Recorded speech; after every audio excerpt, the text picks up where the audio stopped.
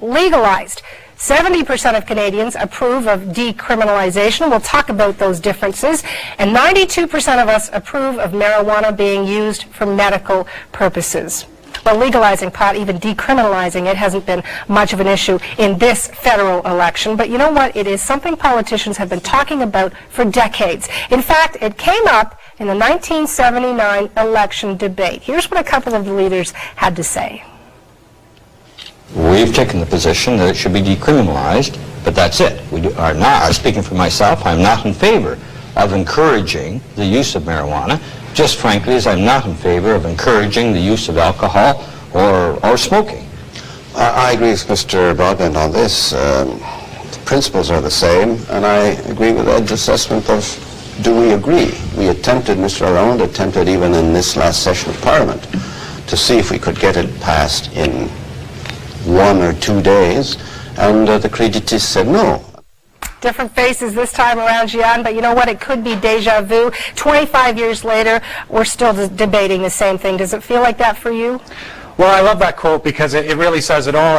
This continues to be an issue. First of all, I'm really glad we did this show, myself and the fabulous play production team, because this is an issue. Even though politicians are running away from it, it continues to be one. And I think that there's this myth. You just talked about Canada being liberal. Maybe Canadians' views are liberal, but the laws aren't liberal still. And so there is this disconnect that continues to exist that we talked about in the show, where almost 10% of Canadians regularly use the stuff, not necessarily every day, but regularly smoke marijuana or somehow use it, and a criminal justice system that isn't in touch with that. So it continues to be an issue, and you know, some people sort of feel like Canada has become more liberalized. You know, we were on the cover of The Economist and Time magazine as being cool, you know, Canada cool marijuana laws. The laws actually haven't changed that much. Outside of medicinal marijuana, they haven't changed at all. So this continues to be an issue for a lot of people in this country. And we're going to hear, of course, many comments from people across the country, but we do have some invited guests who are joining us for this hour. Here in Toronto with me in studio is Stephen Meredith with the Centre for Addiction and Mental Health. Musician Ashley McIsaac, you know his face, also with us here in Toronto. In Ottawa, joining us is Diane Watts. She's with the group Real Women. And in Calgary tonight, Boris Saint-Maurice, the leader of the Marijuana Party. They all have an opinion, not afraid to share it. Joining us now by telephone, not afraid to share his opinion, is Brian from Moncton. Brian, welcome to Play Goes to Pot. What are your thoughts? Is it time to legalize marijuana? Absolutely, it's time to legalize marijuana. At this point, with the money that this government is spending on the prohibition of marijuana is insane, and considering the fact the money that we could be bringing in through taxation. Now, I'm now 38 years old, and I don't believe in my lifetime, unfortunately, that we'll ever see the legalization of marijuana in this country due to the Americans and their position on this issue. And so you think we're kind of stymied by the Americans? Are we afraid? Well, unfortunately, I think in many respects that the government is somewhat afraid simply because of the restrictions through trade that the Americans can impose upon us. Okay, Brian, thanks for weighing in. Jian, your thoughts?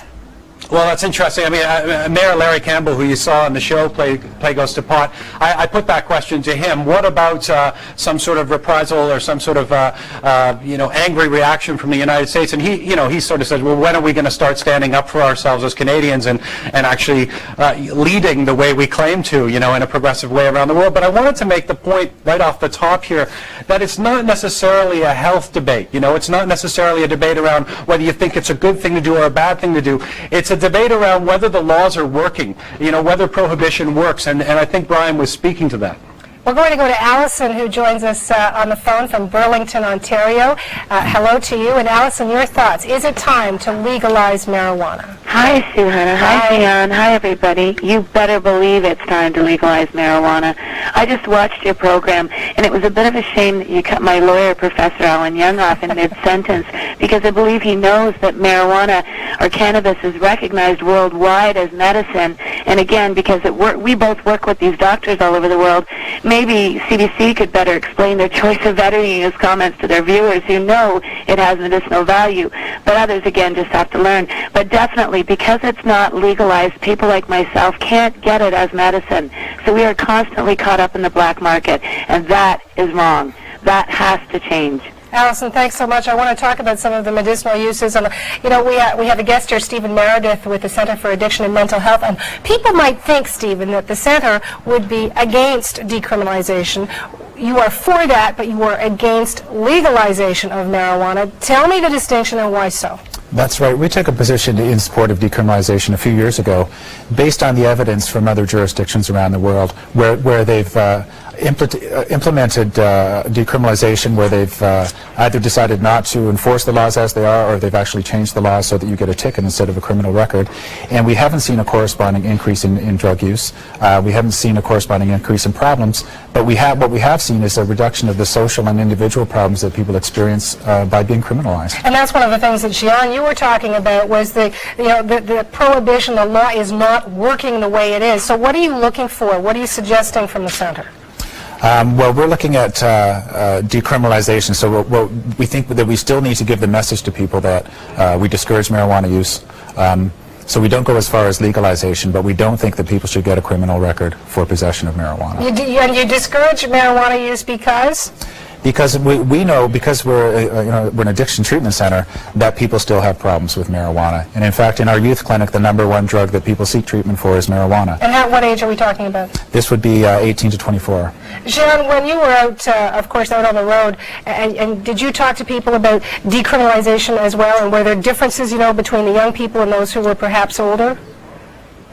Well, I think the problem around decriminalization is that it means a lot of different things. I mean, all the party leaders, in a certain way, except maybe Jack Layton and the Marijuana Party, of course, sort of call for decriminalization, but it means a lot of different things to a lot of different people. Legalization's a lot clearer, and I think there is a wind of change, certainly amongst young people, to sort of, and I think that's where that 47% is, sort of saying, well, why don't we legalize this stuff? Once again, to quote Mayor Larry Campbell, who is a former RCMP drug squad officer, he's saying legalize it, regulate it, and tax it. But just to point out the medicinal marijuana that Allison, the caller, made, it's a good point that we can't, of course, run the entire interviews we do with everyone. And Alan Young's position was, he represents patients, so of course he of course thinks there's some value to this. He was saying there needs to be, he told me he thinks there needs to be more, more official studies done around medicinal marijuana.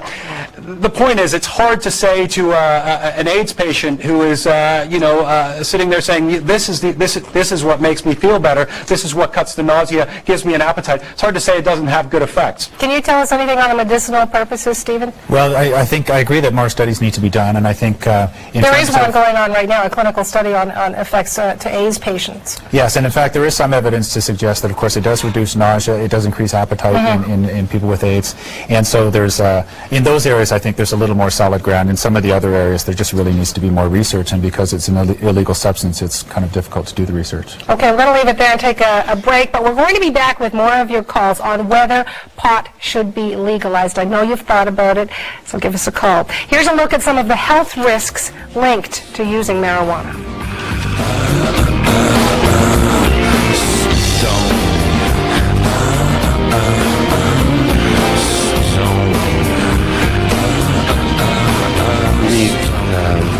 That marijuana is harmful, and I suppose that's the main reason why it is legal.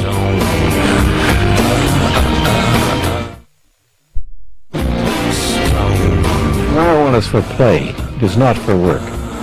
It is to relax you, helps me go to sleep, makes me feel good. I've had my friends around. We have a bull session. Gotta love it. Pierre Burton, marijuana is for play, he says. While you are watching Play Goes to Pot. We want to hear what you think. Is it time to legalize marijuana? Call us at 1-800-481-NEWS, that's 481-6397, or email us at play@cbc.ca and tell us what you think. Suhan, I've got a couple of emails already. Okay. One from Prince George, BC. Ian S. Irvine says, our politicians have no legitimacy being involved in the legalization of marijuana debate, as their hypocritical position on the legal yet deadly sale of tobacco products, including receiving revenue from those sales, robs them of any ability to morally lead. There's the old tobacco, alcohol, marijuana argument.